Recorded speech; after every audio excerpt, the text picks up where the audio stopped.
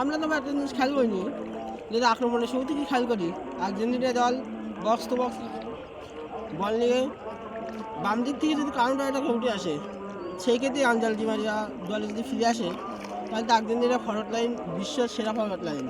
আর Di Maria যদি নাও আসে, তাহলে সেই ক্ষেত্রে তোর আর্নাল্ডো গার্নাচো তো দুর্দান্ত ফর্মে আছে।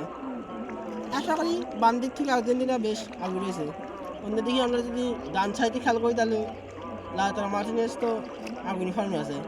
আর্জেন্টিনার বক্স টু বক্স কাউন্টার অ্যাটাকে দূরপাল্লা শট দুর্দান্ত হবে। আর মাঝখানে তো আমাদের জাদুকারী মেসি আছে, বক্স টু বক্স বল নিয়ে আগুন যাবে, লাউতারো মার্টিনেজকে পাস দেবে কিংবা আর্নাল্ডো গার্নাচোকে দেবে, এ দেখে বল বানিয়ে দেবে, দুর্দান্ত শট খেলবে এরা। আর অন্যদিকে আমরা যদি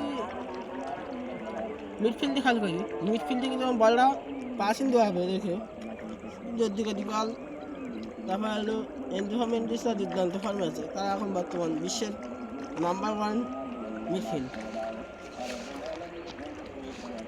আমরা সবাই রাত 12টার সময় প্রস্তুত থাকবো আর্জেন্টিনা এবং স্পেন এই ম্যাচটি দেখার জন্য। সারা বিশ্ববাসী প্রস্তুত থাকবে। আপনাদের যাদের কাছে এই ভিডিওটি যাবে, আপনারা সবাই মন দিয়ে দেখবেন এই ভিডিও। আমার ভিডিওর আমি শেষ করছি এখানে আজকে মতন। আগামীকাল আবার দেখা হবে এই ম্যাচ শেষ হওয়ার পরে।